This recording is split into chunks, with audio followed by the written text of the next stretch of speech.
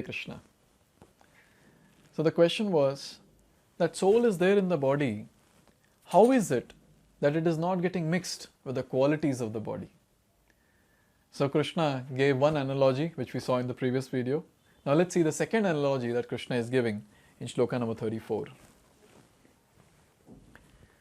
Yatha prakashyat kyekaha kritsnam lokam imam ravihi kshetram kshetri tatha kritsnam prakashayati bharata. O Bharata, that is, O son of Bharat. Yatha, as, prakashayati ekaha kritsnam lokam imam ravihi. Like the sun, it illuminates, prakashayati, illuminates kritsnam lokam, the entire universe. And how many suns are there? Only one. So one sun is illuminating the entire universe. Similarly, tatha kshetram kshetri kritsnam prakashayati. The kshetri, that is the embodied soul, prakashayati, it illuminates kshetram kritsnam, the entire body by consciousness. So again, the second analogy, it speaks about how the soul is pervading throughout the body. So we see when it comes to the sun, it is there, it is just one sun, but it illuminates the entire universe. Similarly, there is only one spirit soul which is minute in the body and illuminates the entire body. So here it is said that there are various theories regarding consciousness. Here in Bhagavad-gita, the example of sun and sunshine is given. As the sun is situated in one place but is illuminating the whole universe, so a small particle of spirit soul, although situated in the heart of this body, is illuminating the whole body by consciousness. So the spirit soul, what is the size of the spirit soul? 1/10,000th tip of the hair.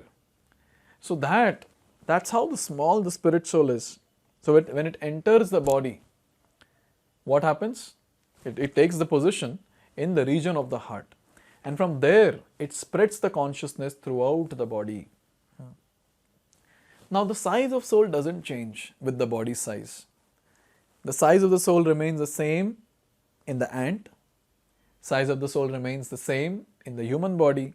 Size of the soul remains the same in the elephant body or in any of the huge bodies like the whale or whatever. So we can imagine that it is so small, but it is able to illuminate the entire body with consciousness. That's the greatness of the spirit soul. That's the power of the spirit soul. Here it is said that thus consciousness is the proof of the presence of soul, as sunshine or light is the proof of presence of sun. See, whenever we see sunlight, whenever we are there at home and from the window we can see the sunlight. So just by seeing the sunlight, we assume and we are sure that sun is there in the sky. It's not that we have to go and check outside, oh okay, sun is there. Just by seeing the sunlight, we understand sun is there. Similarly, just by seeing the consciousness, the symptoms of consciousness in the body, it is assumed and we are confident that soul is present in the body. When the soul is present in the body, there is consciousness all over the body. As soon as the soul has passed from the body, there is no more consciousness. This can be easily understood by any intelligent man. So when soul is there in the body, even a small pinch, the person reacts. But when soul exits the body, even if someone takes a huge dagger, a huge knife and cuts some part of the body, still there will be no reaction. Why? Because that consciousness element that is there, that is the symptom of soul. When soul is present, soul spreads the consciousness throughout the body. And as soon as the soul leaves, there is no question of consciousness. In fact, soul is so auspicious that when the soul is present, the person is given so much of importance. But as soon as the soul leaves the body, when the body becomes unconscious, at that time, that body is not kept for long at home. Immediately the body is burnt and the entire house is cleaned. That's how inauspicious the body becomes without the presence of soul. Now here it is said that therefore consciousness is not the product of combination of matter. It is the symptom of the living entity. The consciousness of the living entity, although qualitatively one with supreme consciousness, is not supreme because the consciousness of one particular body does not share that of another body. So here it is said, consciousness is not something which emerges after some time. It's like some matter gets mixed and some interaction, some reaction, some interaction happens and consciousness is a product of it. No. Consciousness is the symptom of soul. As soon as the soul enters the body, at that time the body becomes fully conscious. This is the point that we need to understand. Matter can never give rise to consciousness, because consciousness is not the symptom of matter. It is the symptom of the spirit soul, which is the living entity, spiritual entity. So in this way, we understand that wherever there is soul or whenever the soul enters, the entire body becomes conscious. Now here it is said about the supreme consciousness. Now this has to be understood very clearly about the super soul and individual soul. It's given here. But the super soul, which is situated in all bodies as the friend of the individual soul, is conscious of all bodies. That is the difference between supreme consciousness and individual consciousness.